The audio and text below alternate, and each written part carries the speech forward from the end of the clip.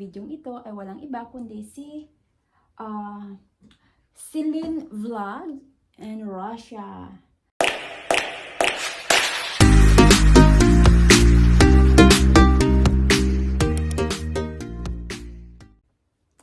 Hello guys, hello everyone, welcome to my channel and welcome to Monaco. So for today's video, is sasagot na naman tayo ng tanong at ang ating sasagutin sa ngayon, sa video ito ay walang iba kundi si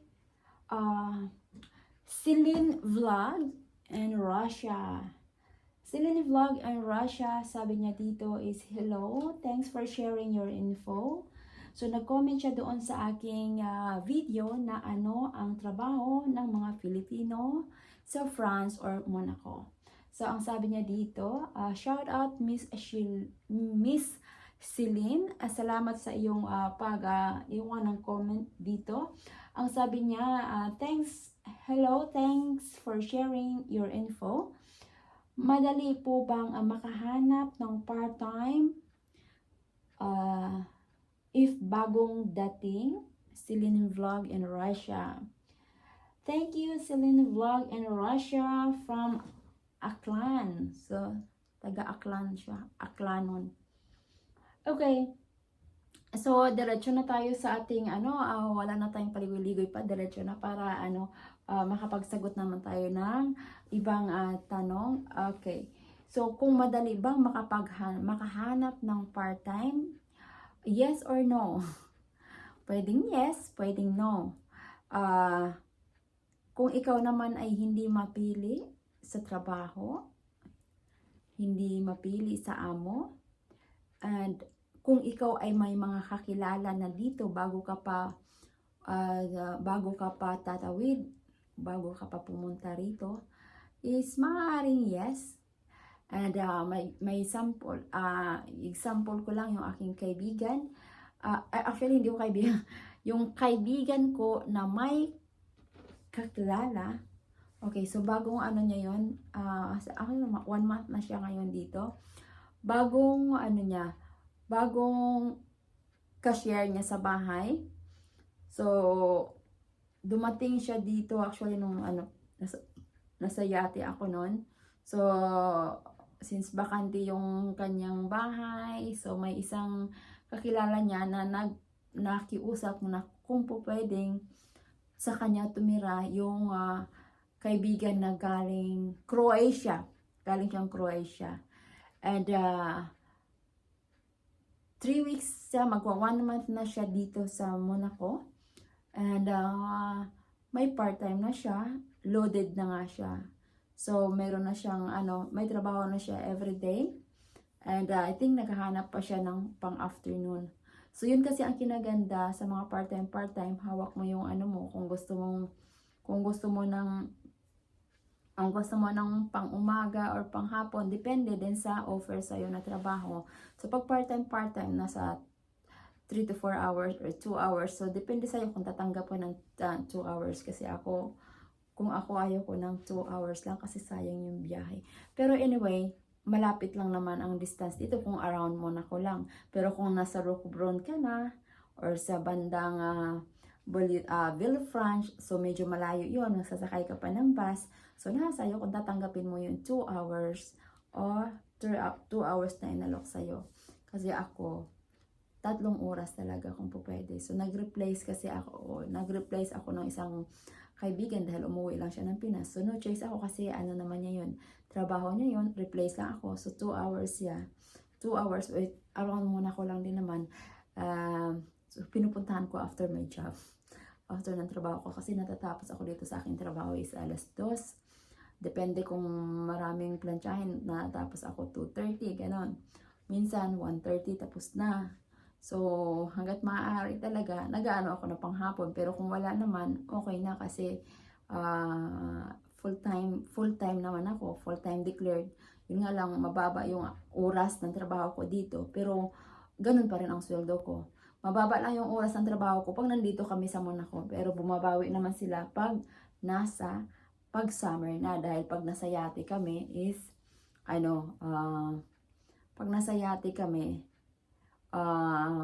mahaba yung oras ko ng trabaho. Hindi naman sa maraming trabaho doon, konting trabaho lang din dahil kami-kami lang naman, private naman yung aming yate. Kami-kami lang, minsan apat lang kami. Ako, kapitan at yung mga amo ko. Kung ano yung trabaho ko dito, ganun din. Yun nga lang, ang pinagkaiba is naandun ka lang sa yate. So, wala ka sa pagkatapos ng trabaho mo, nandun ka lang.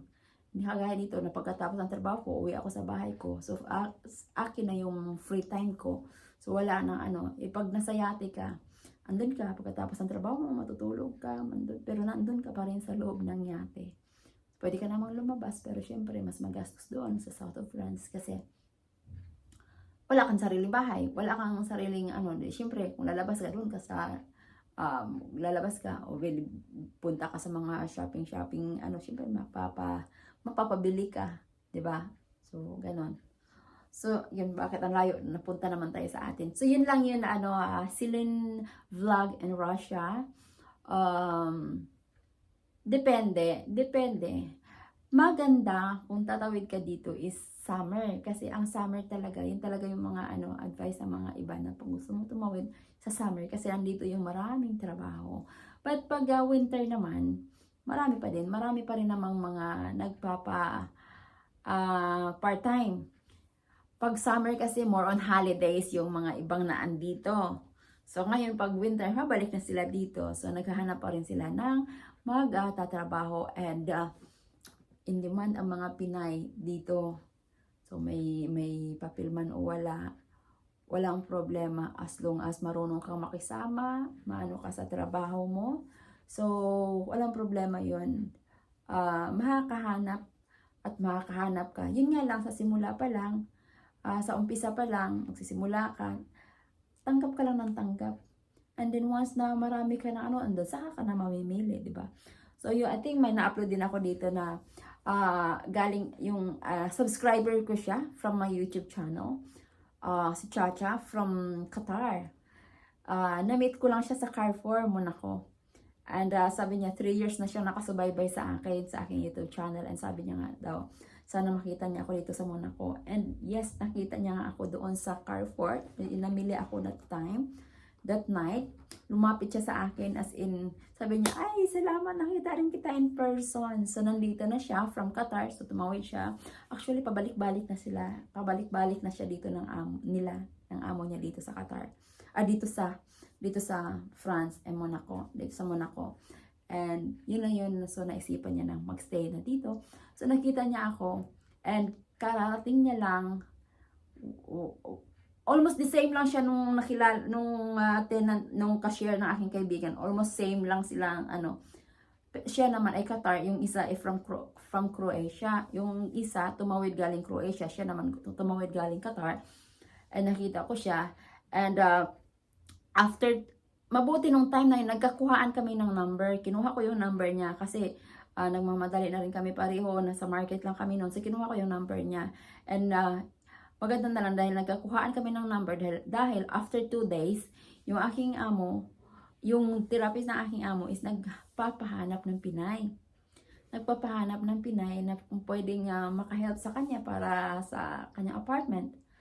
So, wala akong ibang naisip ng timeline. Ang una ko talagang tinawagan is siya. Una ko siyang tinawag, una kong tinext kasi actually, pwede kong kunin after my work. Pero mas kailangan niya. Mas kailangan niya dahil ako naman, gaya na sinabi ko, full-time ako. So, naghahanap ako. Gaya ng mga kaibigan ko. Yung kaibigan ko, sinasabi, pag sila'y loaded, sabi ko sa kanila, kung hindi nyo na kaya, ipasa nyo sa akin. Pero pag kaya nyo, sa inyo na. Dahil mas kailangan nyo. Dahil ako, fixed naman na yung aking sweldo. So, may time ako, pahinga na lang din ako. Pero kung mayroon, why not, di ba? So, yun, binigay ko sa kanya. And 4 hours, I think 3 to 4 hours yata, twice a week. So kahit pa paano, naka-help ako sa kanya. Naka-help ako doon kay Chacha. And happy to help nga. Kasi lalo na't baguhan. Yun nga sabi ko sa kanya, nagkausap kami noong time na yun dahil nagkasakay din kami sa bus dahil yung bus na sinakyan ko pa uwi is same lang din bus number 4 dahil sa Roman siya. So mas mauna ako. Sabi ko sa kanya, tanggap ka lang ng tanggap ng trabaho as long as may ibibigay sa iyo, tanggapin mo lang tanggapin. And saka ka na mamili pag tumagal na medyo okay na, o loaded ka na, mayroong hindi magandang amo ko, drop mo na. So, ganun lang yun. Tanggap lang ng tanggap, huwag ka lang mamili. Kung anong meron, tanggapin. Kung sobra na, doon ka na mamili na, kailangan kong i-keep to, kailangan kong pakawalan to. And then, yung papakawalan mong amo, huwag mo rin pakawalan basta-basta. Maghanap ka ngayon ng kaibigan, o kung may mga kaibigan ka naghahanap ng amo, ibigay mo naman sa kanila, ipapasalo mo naman sa kanila, o at least natulungan mo sila both, natulungan mo yung amo mo, nakakatulong ka ng ibang kababayan natin. So, ganun lang yun. So, sayang, di ba, kung bibitawan mo basta-basta nang walang sasalo, kung wala kang kaibigan na sasalo, marami mga kababayan na naghahanap. So, yun lang, try to muna. Ano lang yan, help each other lang. Sa ngayon, maaring nakakatulong ka, time well come, maaring ikaw naman yung nangangailangan ng tulong. So, ganun lang yun. Okay, hope to see you here, Celine Russia Vlog. Thank you so much. Bibisita rin ako sa iyong YouTube channel. And, malay mo, magka-collab tayo, no, in future. Bye! See you in my next vlog.